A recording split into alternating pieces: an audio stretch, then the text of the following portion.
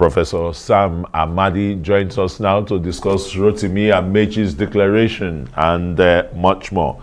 Very warm welcome to Newsnight, Prof. Like I said, the arena, is bubbling already. I mean, with the transportation minister, throwing his cap into the arena. We won't call it a fray because it's no war. Yeah. But straight to the issue.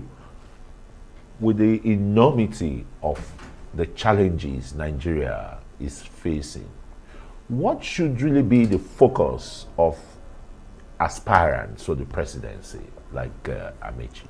Absolutely. First, we will say that Nigeria is in a very difficult situation right now. We know very well, of course, even before the COVID and now the Ukraine war, we've been in a very bad place. So if you look at first the fundamentals, this is a country 40.1% poverty, acute poverty. The World Bank estimates about 4 out of 10 Nigerians are acutely poor. We're talking about even misery index about 50%. So everything that makes for a perfect storm of poverty, instability. Now we look at the encroaching banditry, insecurity everywhere. So at this point, the country needs a reset in the sense of, trying to reconstruct the country again in terms of human security, critical, both economic, social, and of course physical security.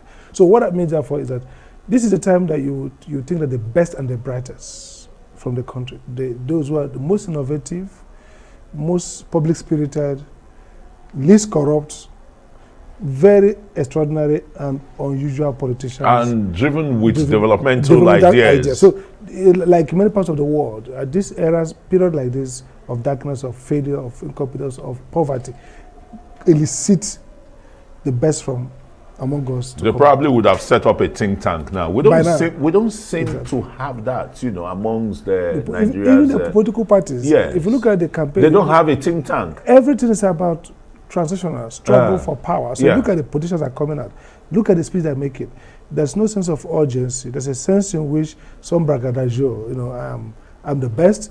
I'm experienced. Like Amaechi spoke in terms of his 20-something years in politics, in power. Now he didn't speak. Oh, you are saying in power? Well, not in politics, in power. But of course, his power and politics coincide because he just left university a few years as a PA, and then got to be House of Assembly as Speaker of the House. So basically, it converges. But the point is, in ordinary times, in more perfect places, that experience could be a disqualification, basically, because people are looking for a new face, new ideas, new energy, and new intelligence, new vigor. Yeah. But so the way politicians have routinized leadership, even in a time of excessive anxiety, a time of great crisis. But age is on his side.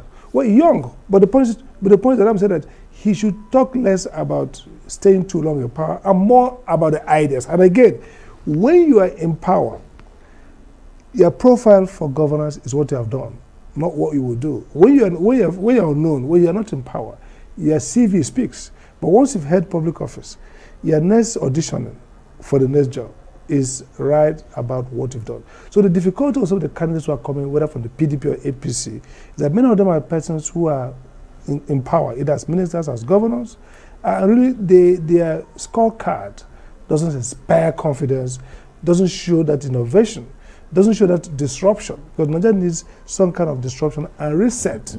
So the question is, what are they going to do different? So what we are seeing now is a sense in which political class is treating Nigerian predicament, which I said, we've never been this bad before. We're talking about we're about 56% on youth unemployment.